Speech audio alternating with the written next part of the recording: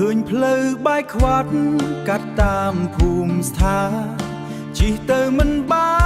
នព្រោះខូចរិចរិល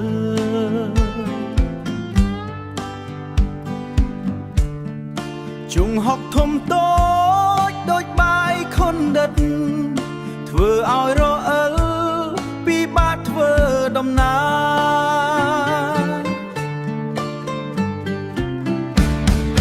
បើជិះម៉ូតូ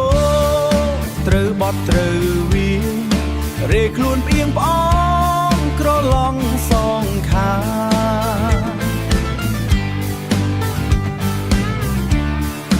លាក់ចុងហុកម្ដងស្ទើរថ្លោះចង់កេះ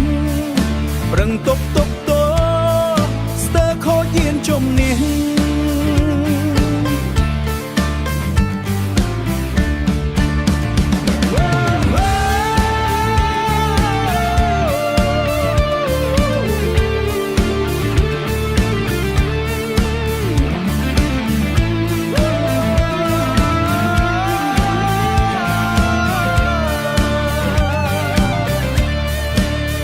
ជិះឡានវិញ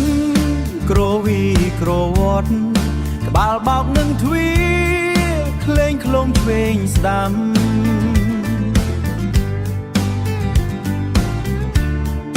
រលាក់រលំដូចគេអង្រួនធ្វើឲ្យរូបកាយ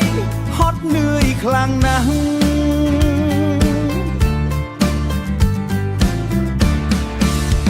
ទូចសំពះដល់អ្នកពាក់ព័ន្ធមេត្តាជួយសង់ជួសជុលឲ្យស្អាតដើម្បីប្រជាបានធ្វើដំណើរសុខសាន្តគ្រប់គ្នាគ្មានភ័យកង្វល់សុខសាន្តគ្រប់គ្នាគ្មានភ័យកង្វល់